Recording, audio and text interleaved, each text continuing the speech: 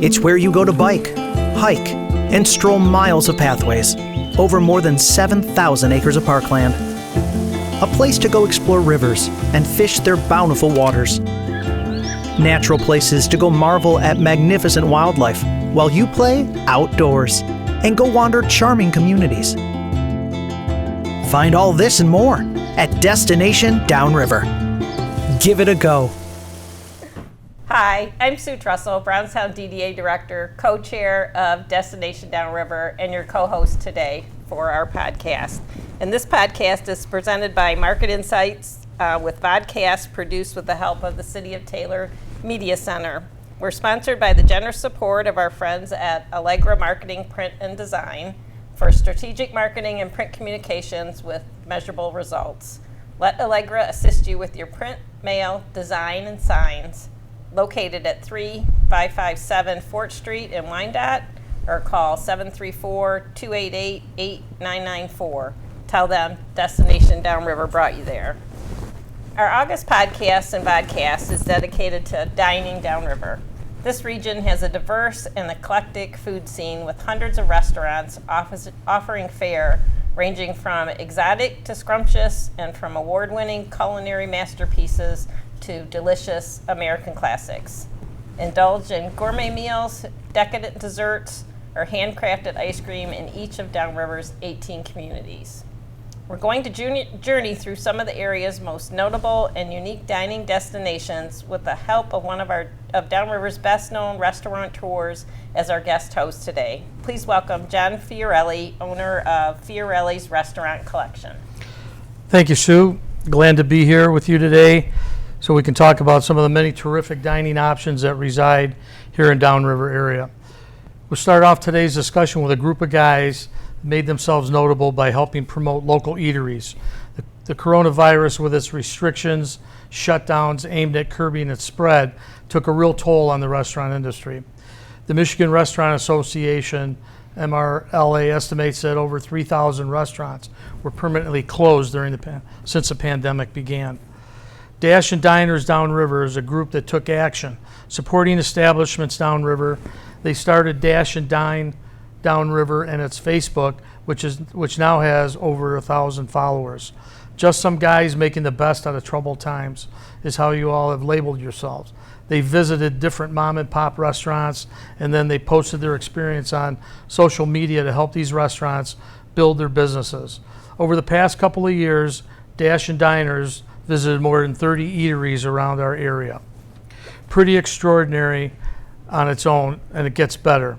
So with that, I'd like to welcome the group of Dash and Diners. If you guys could introduce yourselves and so everybody kind of knows who you are. Al Luckwell, Woodhaven, Michigan. Ron Anderson, formerly of Flat Rock, now of Ann Arbor, Michigan. Jeff Smith of Wyandotte, Michigan. And Jason Pilarski back there in the back from Newport, Michigan. So, great concept. How did this all come about, and whose idea was it to take this dining fun public? Well, we've been a group of guys that just go Black Friday shopping every year for about 10, 12 years. And the last stop of our trip every year was to go eat breakfast at Six Stars. And coming into it, we knew we couldn't eat inside because of 2020, everything was shut down, and we needed somewhere to go. And I don't remember who made the comment. Chris thinks I did, that we should just take our own tables and chairs and sit outside in the parking lot. Everybody thought that was kind of a funny, goofy idea to do. We tried it, and the people from inside, the waitresses, came out and they took pictures of us, put it up on their Facebook page, and it just blew up. So we kept it going just as a way for us to get together, really, through the shutdown. And after 2, 3, maybe 4 of these, we realized that we're really getting a lot of attention for these restaurants, and we're getting a lot of comments and feedback on other people that have gone after we went. So Chris coined the name Dash and Diners, and we got ourselves some, was it t-shirts or hats first? I can't remember which one it was. I think it was the hats. It was the hats, the winter hats we got first. And the restaurants started getting on our page and actually requesting that we come. So we've had some reach out to us, and we've decided to stick with just family-owned businesses. So, those are the people that really weathered the tough times in COVID with no support. And so from there, it just kind of is blowing up. a lot of what we do is it's the dynamic that we have. We all work as one mind. As little as that mind might be, we work as one mind. What happens is one will start a joke, and then the other will continue, and then continue and continue. And that's kind of the way this took off. We started out with the fact that we were going to just go out and try to help out one or two businesses, and then it got to a point where it became a lot of fun, and it was us getting together, sticking together. It was us being able to get together during COVID, and we were helping all the local businesses. So it just kind of snowballed going down the hill, and we just piled on like we do with every joke that we run. So that's kind of how it got started. So what sort of impact does Dash and Diners have on the businesses that you visited so far? Obviously, they're happy that you're there. The owner's been wanting you to come back. Have they seen increased business from it? I know you've generated a lot of attention. A lot of people are talking about you guys. A couple that stand out for that is we went to the restaurant. What was the name of it? Sneaky's, and they had said that they were having all kinds of troubles even staying open, and we went and we had a great time. For us, it's almost as much about the experience as it is the food or the dining. It's as much the experience as anything. And then we went to Smokies on the Water, and the bridge was closed all that time. And those guys were so accommodating. We had so much fun, and they said afterwards that it did bring business to them. And then same thing with Andy's on Vreeland. They had that whole mess right there was closed down forever, and they were really struggling. So when we went in there, they were super excited to have us. So that's really how we pick what we do. We always do a vote, and while we're sitting at the event, we actually vote for where we're going next. Sometimes off of suggestions from restaurant owners, and then sometimes actually from our followers. We have over 1,600 followers now, and we let them kind of chime in too. Mm-hmm. Awesome.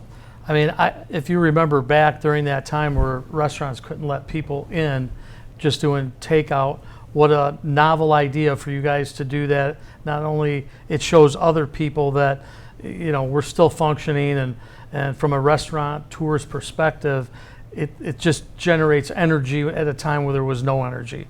So my hat's off to you guys for doing that. I think it's awesome. Did you guys have any big surprises as far as places that exceeded your expectations when you got there? Quite a few. And it just ranges. The owners that really get it and they really want to exploit the possibility of all the free publicity.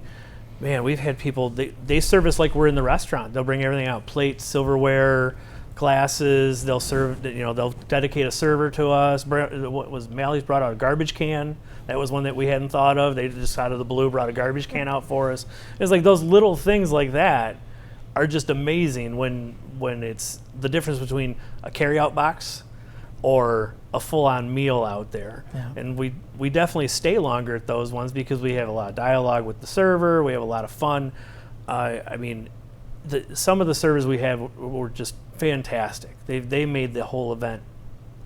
And, the surprises to us were that, and then also that we had so many good restaurants within a few miles of our houses that I just didn't even know existed. I've driven past Brewligans probably 1 million times up and down 4th Street and never knew it was there until we went. And they're fantastic. And then one of the things too that really stands out as far as the restaurants themselves is these people these owners, they've struggled, they've went through all the hard times, and the ability that they have to laugh and enjoy themselves and bring us out there and basically really live the experience with us. We don't go in there we don't try to get anything for free.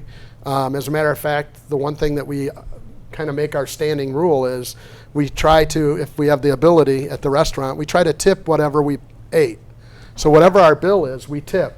Now, we've had comments on that where, people say, that made our night because, you guys, the tips that you gave, our waitresses are doing, they're going to go home happy tonight. They're smiling. And so, and just the sense of what a great community we belong to, So that's what makes it exciting. So it's a home run, everything you guys are doing. And Downriver has a great restaurant group of everybody. There's something for everybody, from Italian to Greek, Chinese, Coney Islands, you name it. And I think you guys are shedding a lot of light onto that, or you did during a time that was bad. What's the future holding for you guys? Are you continuing to do it? How often do you guys, is there a standard once a week, once a month? What's your plan for the future? We try to do every 2 weeks, depending on our schedule. Sometimes it ends up once a month. Like right now we're going to be 4 weeks out with the next one.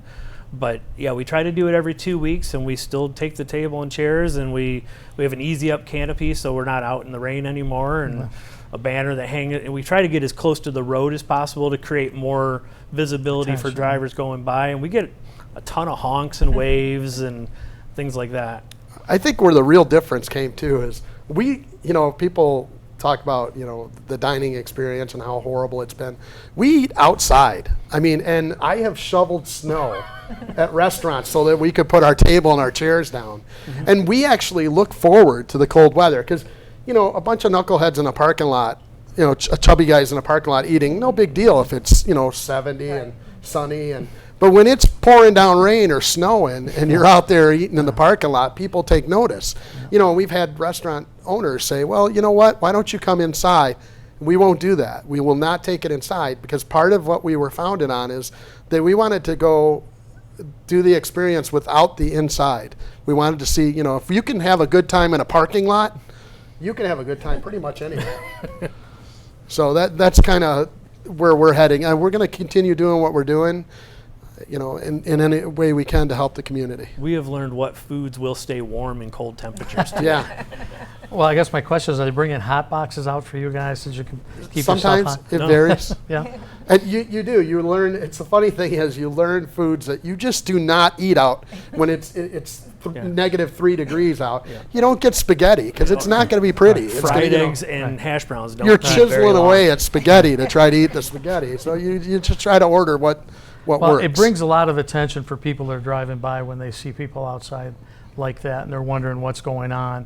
And then with the power of Facebook and social media, you guys are creating a movement, and I think it's awesome. And before we let the Dine and Dashers out, let's quickly scroll through the list of family-owned restaurants that you visited. There's probably so many you probably can't even list them. I doubt I could without reading them all. Yeah. I'd hate to miss anybody. Oh, okay. So, all right, great. Thanks so much for you guys. Keep up the great work. And so fundraising, you guys, when you're going to different restaurants, are you raising funds for charities? I heard that you're doing some different things like that. Can you explain that a little bit? Yeah, some of the ones we had the most fun with is we did a toy drive and a food drive for Christmas. And what we did with that is we actually dressed up in dinosaur costumes. And we played cornhole out in the parking lot in dinosaur costumes. Mm-hmm. And the one time we had Ron and me and Al dressed as Santa Claus, and they were out there playing cornhole. And there's nothing funnier than seeing a chubby guy try to get into a dinosaur suit. Not only that, we actually had people pull off the road and bring their kids to get pictures with us Santas while we were out there, which was so wrong. But the better part of that was we actually had a lady that drove by, came up, asked us what we were all about, and then drove to a grocery store, loaded up with canned goods, and then brought them back. Mm-hmm. And it was so moving that you just didn't even know how to handle it. And then we had somebody from outside of our area actually mail us a check for the food bank. We did it for Helping Hands, which is a part of Community Lutheran. Mm-hmm. And then we did another food drive at Mally's, and the same thing, we added to that. And then the other one was we actually did a Fall Fest at Community Lutheran Church where we did the cooking. Yeah. And that was ugly, to say the least. Yeah. The very thought of letting these knuckleheads behind a grill and then watching. Not police us. Yes, and watching what happens. It took, we had all kinds of people that even went on and watched that. We've tried everything from doing live shots, live video shots. I'm glad they didn't get me getting into the dinosaur suit, 'cause that was not we pretty. did. Oh. And then, that was a turkey. I dressed as a turkey the day that was after funny. Thanksgiving, and Well, Chris does the post, so the things about him, he just doesn't put out. so it's a great idea to be able to laugh at yourself, and a better idea to be able to create a movement with your laughter. Yeah. We went all over Downriver. We try to keep it to Downriver, and if anybody has any fundraising ideas, we also did that taste thing at the VFW. Yeah. You want to talk about that a little bit, or? Well, that's a separate group that sponsors that. But our thing is anything that we could do to help our community, and if we can laugh and have some fun with it. Yeah. I pity the people that come up. That's. Oh, we welcome people to come up. We don't get a lot of people that stop and actually talk with us. We get waves from across the parking lot and that. But non-charity, what we have coming up is we've been bouncing around the idea of doing a grub crawl, because I know Downriver area has been pretty successful having grub crawls. And then what was the other thing that we were looking at doing? Taste test. We were looking at a taste test. Our big thing is, even if we've been to the restaurant, we try not to go back to the same restaurant twice. There's obviously been a couple that we went back to, and that mainly if it's for a fundraiser, we're going to take the fundraiser to one that we got a lot of response with. So I do all the articles, and we follow the hits on the articles, and that's kind of how we're going to choose where we go with the fundraiser. And then we ask them ahead of time. When we first started going, we just popped in. And I'll tell you, that was alarming to everyone. Yeah. When you just kind of, these guys go out and set up parking lot, chairs and table in a parking lot, and you don't know what's going on, it's kind of scary. Right. But then now we call ahead. Al does all the call aheads. If we do a fundraiser, we call ahead to make sure that they're okay with us using their parking lot as a loop around, which they've been pretty good with. So we plan on we're going to keep doing it until somebody either throws us in jail or puts us in the post office wall or something. Well, I'm sure they won't do that. I think it's a great movement, and keep up the great work, because I think it helps a lot, especially in the restaurant industry where the whole industry needs the help. It continues to need the help. It's struggling. So thank you guys for everything that you do. Keep up the great work. Thanks for having us. Thank you for having us, and most of all, we'd like to thank our community. Yeah. Downriver is a great place to be. It is. To round out our gastronomical journey through Downriver, we have a special report from the field where our regular host, Ron Hinrichs, is visited with a couple of Downriver's most well-known dining destinations. Let's see what Ron is serving up today. Thanks, Sue. I'm here with my friend Nick Puinti. Nick, how are you? Good. to see you. You too, right? At Sibley Gardens in Trenton. And if you're not familiar with Sibley Gardens, you definitely should be, especially if you live downriver. This is definitely one of probably the biggest hotspots downriver, most premier, delicious eateries throughout the entire region. And it's a blast to come here and to be here and to taste the food and to sit down with Nick, who's a phenomenal downriver entrepreneur. So Nick, it's great to be here with you today. Thanks for joining us. Thanks for recognizing us. Should have told me there's a dress code. I would have had my golf shirt on. I would have pulled the suit out. Well, I think Sue and John know that this is typically how I dress. So, I don't know, something about making your guest uncomfortable that just adds even more, I guess, like a special, aspect to the podcast. So I don't know.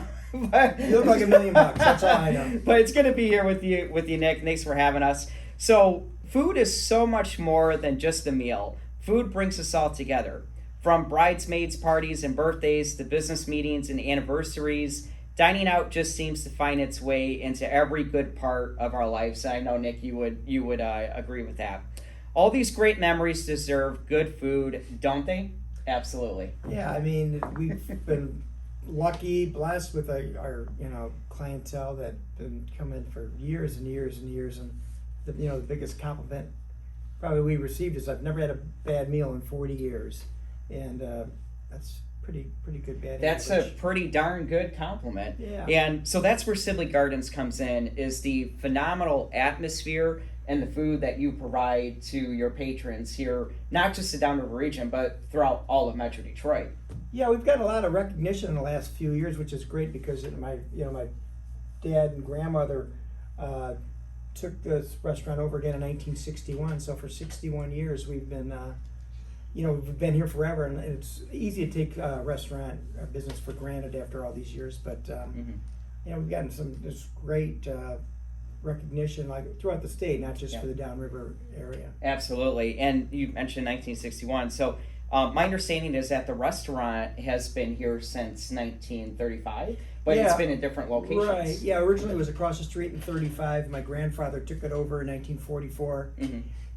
Then the steel mill, McCall Steel, was kind of creeping in. He could see that he was going to be running out of land and was leasing that building. So he built this building in 1949 across the street. We got the railroad tracks behind us. Not the, not the prettiest location, but and people are really surprised when they drive down here and come inside, and it's like, wow. Oh yeah, and you mentioned locations, maybe not the most attractive location, but the building itself is gorgeous when you come in here. And can you talk a little bit about what the inspiration was behind the design of this building? Well, pretty much. My dad's wife Pam. She's kind of been in charge of pretty much the total look of the restaurant from room to room, and my dad has some input. We have a little bit, but pretty much that's her. That's what she excels in, and that's her input in the restaurant. And some people will think, oh, it looks like the 60s. It's like, well, it's not the 60s. We've had so many redecorations throughout the years, but the oak panels in the bar area, and we have a room called the Oak Room, but that's always been updated with the booths being the same look of the booths, but you've got to upgrade the booths. We've got new tables and chairs, new canopy over the bar, new wall coverings, and so people say if it's not changed, well, it's changed with the new wall coverings in the front, new flooring, new carpeting. So we always. We haven't made a drastic change in the restaurant. Sometimes you go to a restaurant, and there's a restaurant in Birmingham I went from dark till really light. Okay. And I think you would have to make a really dramatic change for people to think that you've remodeled. Right. But we kind of like, our customers have been coming here forever, and they really don't want a huge change. Right. So we want to keep the same vibe. The same vibe, the same quality look. And it's but warm. when you I know you said that the restaurant has been refurbished over the years and obviously well maintained, but when you walk into Sibley Gardens, it's like, to me, I feel like I'm walking back in time into even like the 1920s era, and I that's one of my favorite parts of the Sibley Gardens experience. Is it truly brings you back to an era where it seems to me very special, and one of the great things that I think about this venue. Yeah, we try to make it comfortable, classic, but also inviting, and it's actually one of the quieter restaurants, especially the bar area with the bar in the middle of the room. You'd think it'd be noisy, but because the ceilings aren't super high and we don't have a lot of hard surfaces in the bar area. The dining room can get a little louder if you've got large parties in there, but we can't control how loud people talk, but we can if it's out of hand. But it's one person that came in here the first time, came in with a friend of mine from out of town from South Carolina. He said, "Boy, it's so quiet. You can hear yourself talk. You don't have to yell across the table." Right. And it's just good. A lot of our customers, as they get older, the hearing, even me sometimes, I'm like, what? Right. So Nick, we'll talk a little bit about some of the signature items and what's on the menu and things like that in a moment. But I think most people downriver are familiar with Sibley Gardens, and if they haven't been here, they've been by the building, they've heard of the great reputation and the wonderful food. So let's talk a little bit about the history of Sibley Gardens, because there is a long history, and we did mention a couple of obviously a little bit of the background of the locations, but I want to focus on your family for a moment. And Sam Puinti is your father. Is Sam the one that opened the restaurant originally, or was there somebody before Sam? Well, my grandfather Sam There was two Sams. Oh, okay. So yeah, he was the first Sam that built this restaurant in '44.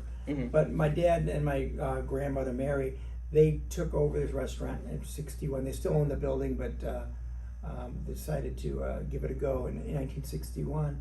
And at the time, business, it wasn't a hopping business at all, but they really got it going, especially with the lunch business. Now it's totally switched. Most of our business is after 4 o'clock. We're still open for lunch for the people that come in, but it's more just getting ready for nighttime. But the menu, a good portion of the menu is still my grandmother's recipes. Oh wow, yeah. And I love the French onion soup. It's phenomenal. Oh, And, yeah. There's so many other things here as well. It looks really good. Coming with a lot of cheese. If you like cheese, Yeah. there you go. So I believe is Jake Faulkner is leading the 4th generation of the Puinti family members who work here at Sibley Gardens. Is Jake your son? No, he's my nephew. He's your nephew.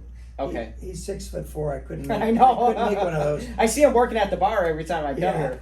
Yeah. Plus the bar's elevated a little bit, so I even look normal height back there. But I guess I would look normal height back there. Well, you'd be close. But Jake's he's got a lot of passion for the business, and he's I'm not he's not kicking me out yet. I got another. My dad's 90 and still comes to work every morning, so it's amazing. So I got a few years left in me, but yeah, Jake's got the passion, and hopefully will keep us into another generation. So you've been in business for over 60 years. Yeah. What's the secret behind the success of Sibley Gardens? Well, I really think it's my staff, and it's because they've been here so long. My kitchen staff, they've been the years that they've been here combined is just incredible, really, in this business where there's a lot of turnover. I think if they want to work in the restaurant business, if they want to stay in the restaurant business, if they want to work close to home, if they want the flexibility that we offer here, and don't try to work anybody too much. Yeah. I don't have salary people working 60 hours a week, anything like that. And you hear about that far too often in the restaurant industry. Yeah, and I think years ago that was the culture, and people have gotten smarter. I mean, they don't want to work that. They don't want to. They want a quality of life too. We try to give that. We're closed on Sundays except for Mother's Day and Easter Sunday, so that's rare too in the restaurant business to have every Sunday off. Oh, it absolutely is. They try to switch the weekends off so they have every other Saturday off if they're working in the kitchen. So the big question is, now that you're talking about how wonderful it is to work here, are you hiring? Well, we're pretty well staffed. We really were pretty solid through the COVID time. It was very, very difficult. I have got to hand it to all my staff and service staff for being in the front line. It was scary times. We didn't know there was no vaccines available, and we didn't know harm's way that we were putting ourselves into. But but when you ask what's the secret, I think it's just the secret is the staff. Hiring right, and the ones that have been here, they've got a lot of pride in what they want to do, and so what they're doing, and they want to make sure the new hires learn it right too, because it reflects on them. So I think it's the staff. It's just this is what's expected of you, and if you can do it, great, and if you can add something to what we're already doing, fantastic. So. It's not just me. It's not Jake. Not just my dad or even my grandmother at the time. It's just, I think the pride in where they work. Yeah. So now the moment that everybody's been waiting for, we're going to actually talk about some of the delicious items you have here that people can enjoy when they come to Sibley Gardens in Trenton. So for folks not from Downriver, or for anyone who's not sampled or eaten a meal here at Sibley Gardens, tell us about some of these signature dishes that you're best known for. Probably what we're most known for is for entrees, steak Sammy, which is sliced tenderloin, beef tenderloin, sautéed, and the steak garlic Sammy wine sauce. Yeah, it was named after my dad. And the Sammy Caesar probably too, I would imagine. Yeah, that's one of my favorites. And one of my wife's favorite, goat cheese Napoleon. And I mean, that's nothing I've pretty sure my sister Andrea came up with that entree. She was active in the business for years, and a lot of the things in the menu are things that she created as well. But I've got a fantastic, like people say, Nick, what do you eat? I go, well, since I'm here so much, I like to eat the specials because it's always something different. We do some great things. Last night I had a pasta with ground veal, and Oh wow. it was delicious. But it was so big. I said, okay, take it back, give me half, let the staff have the other half so they can enjoy it.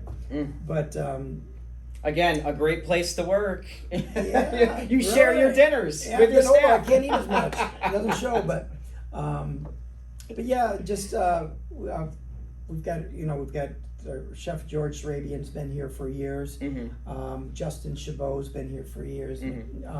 Super creative. Nick Sarabian can just really put the food out on a busy night. What kind of seafood options do you guys have here? I know We've got a lot. great Yeah, salmon we've and got things like that. we got salmon on the menu, perch on the menu. We have scallops. We have cold water lobster tails, but we have several. Usually a couple specials every night. Seafood. We do halibut a lot, swordfish. We have cod on the menu. We have fried shrimp. We have coconut shrimp. Yeah, swordfish. I mean, where else can you get that anywhere else in this area that you're aware I'm of? sure you can. Yeah, I'm sure halibut when it's good, and halibut's fantastic. We haven't done oysters on the half shell much lately. During COVID, we just kind of stopped that because it was pretty. We'll have to bring those back this fall. Yeah. What kind of? So I mentioned earlier your French onion soup is my favorite. I love it. What other kinds of soups do you have? We usually have 2 soups every day in addition to that, and they kind of change with the day. We have minestrone every day. Then we have another soup du jour. Mondays it's usually a chicken soup. Wednesdays pasta fagioli. Tuesday we don't have a set soup. Fridays we have either New England or Manhattan clam chowder. Okay. And that's I've never tried the Manhattan clam. What's the difference between New England and Manhattan? New England is a cream base, and Manhattan is a red. Ooh, I'll have to try that. Sauce. Yeah, so they're Friday. both great. Okay. I mean, I probably like the New England better, but Yeah. But, George makes great New England clam chowder, but I taste everything. Probably the only thing I don't really eat is liver and onions. Liver and onions, which is funny. We took it off the menu just because we weren't selling much of it. But when you find out, so we had it for a special one night, and a friend of mine asked and said, "How come you don't have liver on the menus?" I said, "Well, I just figured everyone that ordered liver moved to Florida by now." Right. Kind of insinuating that it was maybe a different generation's food, but well, I heard the sign of the beef carver is no longer around either. So I was just being funny, but she said, "I'm still here." But, so there's some things that when we introduce new menu items, we can't keep everything on the menu. But we'll bring some different things back for some specials. Excellent. So Nick, one of the things that I like to ask, obviously, with my role as the president of the chamber, is the critical, I think, value that you provide to the community as a local entrepreneur. And you're a member of the chamber, the Southern Wayne County Regional Chamber, and you're very active in a lot of organizations. So I think you'll appreciate this question. So this restaurant is truly a Downriver icon, since your food, your staff, and the services you engage as a local business are all from this area, the Downriver region. For sure. So how important is that locally sourced mindset to your success here at Sibley Gardens? Yeah, I mean, we use like Williams and Wyandotte. We get our seafood from them. Oh, okay. They've really made a lot of things available that they didn't do years ago. Yeah. Dave from Williams does a fantastic job.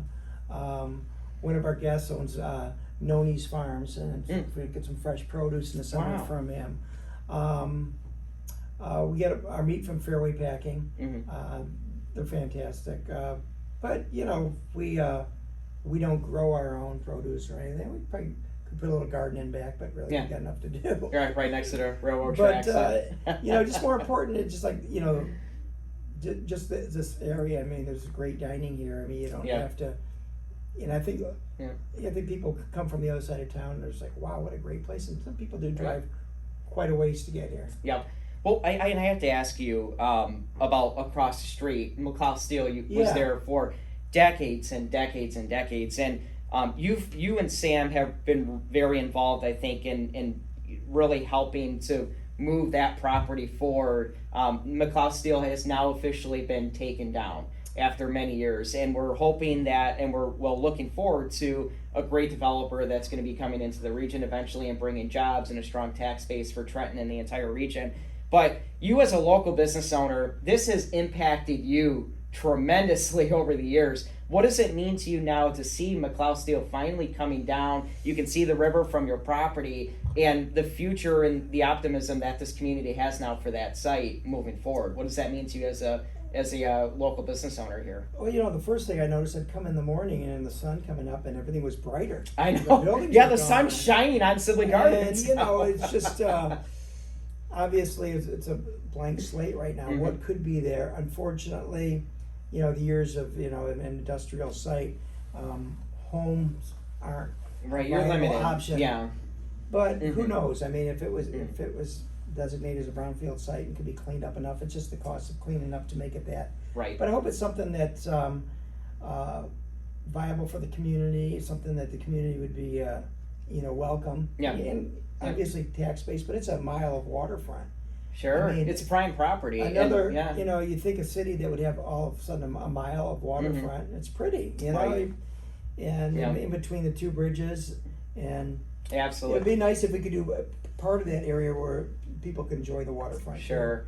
Yeah, and I know it's going to have a phenomenal impact on Sibley Gardens and the entire Trenton community, and I know we're all very excited about the future of that site, and it's right across from Sibley Gardens, so I think there's some great things happening for the community and for Sibley Gardens in the future. We hope so. Yeah. Okay, Nick, so we've been talking a little bit about your family. Is there a fifth generation of Puintis waiting in the wings to usher this iconic eatery into another 80 plus years of serving delicious food? I have 3 daughters, and none of them have chosen. Well, actually, my youngest daughter, Olivia, she just graduated high school, and she... Trenton High School? Or no, she was actually Flat Rock. Okay, great. John will like that down in Flat Rock. So she was a ASD student. She's a spectrum autism spectrum disorder. Yep. And Flat Rock schools were just fantastic. I mean, that's great. The kids on there, they treated her so great, and she's just a wonderful young lady. She's tiny. She's 4'8", and she loves working in the kitchen. I mean, she does a lot of prep work back there, and I go back in the kitchen, she's always got a smile on her face. Yeah. She's always learning something different. Chef George is great with her. Nancy Perry has worked with us years ago and just came back recently. All the guys back there, they're really good with her, and she likes to work. Yep. Try to get her out front a little bit, but she just likes being in the kitchen. I just think of my grandmother, who was also like 5 foot tall and small. She would love to see Olivia back there. That was one of her favorite names too, Olivia. Yeah. But she would love to see her back name. there. So, how far she's going to go in this business, I don't know. My other daughters have different careers right now. Okay. Jake's got a young son, but we'll see. It's kind of hard to see. Yeah, we'll see. So thanks for hosting us, Nick. Yeah, thank you. Hey, thanks so much for being with us on the podcast. And Sue and John, I know you're probably extremely hungry right now, which I just did to you with Hugarian Rhapsody, so I apologize for that, but I'm going to turn it back over to you. Thanks, Ron, for that field reporting on what's arguably one of Downriver's most famous eateries. Let's go back to Ron for his second in the field report from another remarkable culinary experience, this time in Southgate at Hugarian Rhapsody. Hey, Sue and John, that's right. This is Ron Hinrichs, and I'm here live it's live for me, but maybe not for you, at Hugarian Rhapsody on North Line in the beautiful city of Southgate. And I'm with my friend, Steve Szatmari, with Hugarian Rhapsody. Steve is one of the owner, and along with his wife. And we have a special treat for you. By the way, Steve's a longtime member of the Southern Wayne County Regional Chamber. I have to mention that because Steve has a long history with the Chamber, with our Black Tie event, our Salute to Government Officials event, and just, we're very grateful for your ongoing partnership, Steve. So thank you for everything you do for Downriver. Thank you. It's a great honor for us. So if you could ever imagine a restaurant that could be described as serving true, authentic cuisine, it's Hugarian Rhapsody. For close to 30 years now, Hugarian Rhapsody has earned not just a Downriver reputation, but a statewide one for serving authentic Hungarian delights crafted from family old world recipes. And I'm very excited to officially announce that Steve and his family here at Hugarian Rhapsody just recently received from Channel 4 WDIV as the best authentic ethnic cuisine in Metro Detroit. Do I have that right, Steve? Yes, yes, sir. Congratulations. Thank you very much. Very well deserved. Thank you. So how do you go about earning such a recognition like that from Channel 4? Well, first of all, we've been here now for 29 years, and we do keep our Hungarian heritage through our food, and we're trying to do all the original recipes, no change, no shortcuts with the Hungarian food. Of course, we do have some steaks and fishes with menus on the menu items, but we are building on our Hungarian cuisine. Ever since we opened up, we were very happy to help all the community, and the newspaper and the chamber helped us tremendously. So we do appreciate it, and of course hard work, but we have a good staff also, and they are with me for a long, long time. And a great daughter too. Jennifer's amazing. Of course, She does a great job. So thank you very much. And my wife used to take care of all the desserts. Now she has a helper also. And myself, all the Hungarian food and the oil chamber parties. That's great. Yeah, and I'm glad you brought the staff, because you have a tremendous staff here at the Hungarian Rhapsody, and I've noticed that your staff stays with you for a long time. It's the same people that you've probably been working with for many years. Thank you very much for mentioning it, but yes, I do have some people with me actually for 33 years. 33 years. Even when I was in the old Hungarian club on the Lincoln Park, and 32 years, 29 years, 20 years. So we do have our basic helpers a long time. And also they do know all the Hungarian food and all our system over here. And you can depend on it very much. Well, it says a lot about a business, especially a restaurant, when you're able to maintain a good quality staff that's passionate about serving your customers.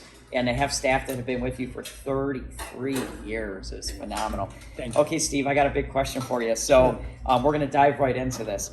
So this is one of, I'm guessing, one of the few places probably in North America where you can actually be served real, honest to goodness, authentic Hungarian food. Is it safe to say that Hungarian Rhapsody is the only place specializing in this kind of ethnic cuisine? We do have, and we used to have other Hungarian restaurants here, and right now I'm very, very proud of it, but we are the largest Hungarian restaurant in all North America, as far as I know. That's amazing. And we do have smaller restaurants. The reason is that, of course, we are very, very proud of our Hungarian heritage. We are proud Hungarian Americans, but they're Americans. And so am I. My mother's family's Hungarian, the Kovacs family. Thank you. But we had to reach out for the American public also, to serve our Hungarian food, to let them know that was the Hungarian food and what kind of food we have. And we're doing very well. Very good. And it's amazing what you just said, Steve, that right here in the Downriver area, this is a Destination Downriver podcast, and we have what you believe is probably the largest Hungarian, real traditional Hungarian restaurant in North America, the largest one. And that's, I think I need to repeat that because that was quite a phenomenal statement. Yeah. So I've heard that Hungarian cuisine is for people who really love food. So with that understanding, tell our listeners who may not know their way around this ethnic offering, what would be a few of your signature dishes as far as popularity among your loyal customer base? First of all, our most popular dishes are the chicken paprikas, stuffed cabbage, veal paprikas, Hungarian goulash, which we serve it in a kettle straight from Hungary, and breaded pork chops and the pork dishes. Now, also, what you asked me, the Hungarian food, first of all, is a comfort food. Spice, not over spice, but spicy and very, very good, tasty food. Okay? It all takes a lot of time to cook it. That's the reason I come in early morning to cook it. And those are the popular. Right now, of course, we do have our Hungarian stuffed pepper in season, because we have the yellow pepper now in season for a month or two, and that's very, very popular also. It's a comfort food. It's a very, very good cooked food, tasty food, and we do give a big enough portion that people accept. I can attest to that. This is one of my favorite places to eat, and I take advantage of when I have the opportunity to meet with business people during lunch. This is my number one, definitely one of my number one spots to come for a business lunch, because the food is outstanding, and you mentioned you do give a very generous portion. Yeah. So what's the most common thing you hear from first timers who visit Hungarian Rhapsody once they've had a meal again for the first time? Well, they're satisfied. They said it was excellent tasting food, and we will be back. And the service was good, and the food was excellent. That's what makes me the happiest. Yep, I'm not surprised. Not surprised at all. And I think we're making Sue and John very hungry back in the studio, so I apologize to both Sue and John. I can send them some. You're very generous. So because of Hungarian Rhapsody's notoriety and reputation, what's the farthest you've had patrons travel to enjoy a meal? Oh, I have people, even we send food to Florida. Oh, wow. From Europe also. Many of the customers, they go to Budapest, which is now the most beautiful city, and they said, very beautiful. And however, he said, Rhapsody food is even better than over there. Oh my gosh! Because I keep they changing a little bit naturally for a modern thing, and I keeping the somewhat old-fashioned Hungarian food. Do you still visit Hungary? Yes, whenever I have a chance.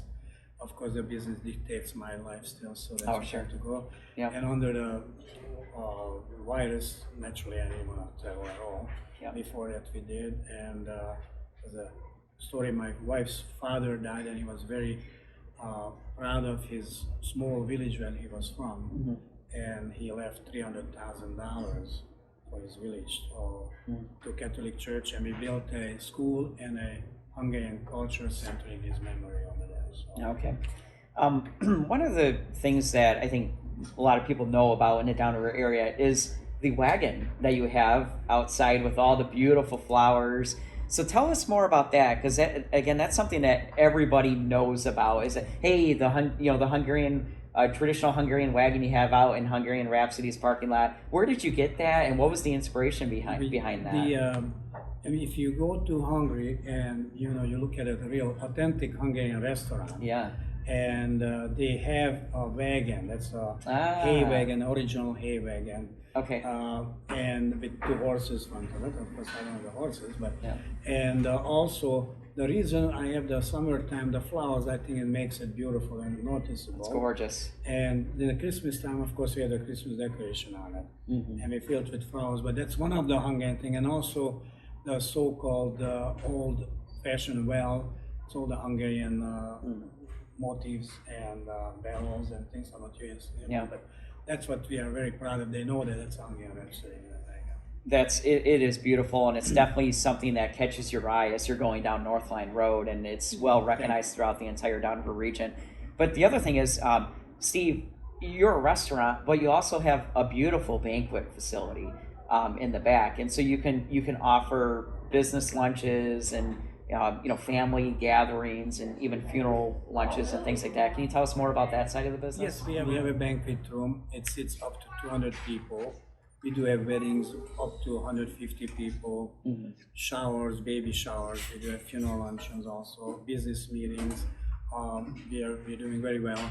We have a divider so we can have two parties at the same time, and we are very, very busy with that, so we're happy on that. Yeah, I've had the opportunity to attend family gatherings in the banquet room, but also the chamber. We host, different meetings from time to time with our leadership program and so forth. And every time I'm so impressed with how well the services and the food, and you do a phenomenal job, Steve. You and Darlene and your team. Thank you very much. So I have to mention, I do apologize to you, but we do have as I said earlier, a very, very good staff. Yes. They've been with me for a long, long time, and also the wait staff we can depend on them very good. Yep, very good. So the last question I have for you, Steve, in addition to outstanding Hungarian meals, catering, and some actual works of art pastries, which I think Darlene is probably heavily involved in. And Darlene and her helper first. Okay. Yep. This is a business that's dedicated truly to community service, and everybody could argue that you are one of the most community-minded entrepreneurs, I think, in our region.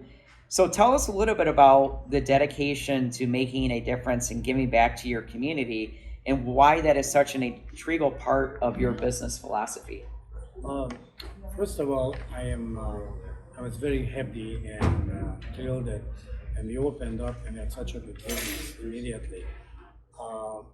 In that time, I had to mention immediately two ladies. One was Molly Abraham to do a big article, and Evelyn Currents over here with a Heritage newspaper. And I find out that that was their charity. So one was a Habitat, one was a Leukemia Foundation. So we used to give on Mondays once a year a big charity evening, and we donated all the income, not just the profit, but all the income for the two charities. And I feel very, very fortunate that immediately the business got successful. Of course, not a work, but we tried to do different things like Thanksgiving to Southgate residents, some of the needy people, some Thanksgiving dinners, also with the aim of with the chamber naturally. I had a great award over there from the Pope. We had a Hungarian nun who served 70 years for the Vatican, and she had to serve some food for Detroit needy people. And I didn't take his money. I used to do it, the whole thing free for her. So when she went in front of the Pope after 70 years, she asked the Pope to reward us. And oh, wow. Nice award from our Pope at that time. So I think the community and city of Southgate and whole Downriver is very, very good and very appreciative, and I really appreciate myself the way we are over here. Well, we appreciate you, Steve, and thank you for hosting us today at Hungarian Rhapsody. It's truly been a pleasure. I'm extremely hungry right now, so I'm going to enjoy some Hungarian comfort food here at Hungarian Rhapsody. And where are you located again? Your address? 14315 North Line Road, Southgate. It's only between Dix and I-75. It's a great place. Yeah. And I would like to thank the chamber with all the pastry, all the different caterings and parties we were involved with, and the chamber was always very good to me. Thanks, Steve. Great being with you. Yes. Thank you very much. And I'm going to back to Sue and John, back in the studio, while we enjoy our wonderful Hungarian comfort food. And I hope you enjoyed this interview. Back to you, Sue and John. We literally have just scratched the surface when it comes to talking about all the great dining experiences that can be found downriver. It's definitely going to require another episode to do this very large topic justice. We hope you've heard something that stimulated your appetite enough to visit one of the terrific eateries we've talked about on today's episode. I'd be remiss if I didn't also tag on to John's summary of today's episode that you should also look into visiting the Fiorelli Group of fine dining restaurants in Flat Rock, home to Salute Special Events Banquet, The Rock Restaurant, Wine Bar, and Wise Guys, which is one of my favorites. Great way to spend a weekend evening, some of my favorite food and awesome cocktails. John, tell us a little bit about Fiorelli's. Like you said, we have 3 different venues. We have Wise Guys, which is our casual dining, which has our pizza that we've been making for over 40 years. Getting pretty old. And we have Puinti beef burgers there. Our Rock restaurant is a finer dining Italian boutique restaurant, which is by reservations, open Thursday, Friday, and Saturday. And then we have Salute Special Events, which is our banquet facility that my mom started in gosh, can't even remember when, early 80s. So we're carrying on that tradition, and that's our little world there. And Flat Rock's a great community to be in, and with the river and everything else going on, it's just, it's working out real well. So we're very happy. Beautiful location, and they always make you feel like you're at home when you're there. So. Thank you. Thank you again to our sponsor, Allegra, where your marketing success can start happening today, and a special thanks to the production partners here at the new Taylor Media Center. And thanks for listening, watching, and thanks again to our guests from Dash and Dine Downriver and our friends from Sibley Gardens in Trenton, Southgate's Hungarian Rhapsody, and our restaurant expert co-host John Fiorelli from the Fiorelli Group of Restaurants in Flat Rock. Please visit Destination Downriver at destinationdownriver.com. And be sure to join us next month's podcast, where we'll be talking about Downriver's exclusive, one-of-a-kind free attractions that's a hallmark for the entire area's environmental transformation. Thank you.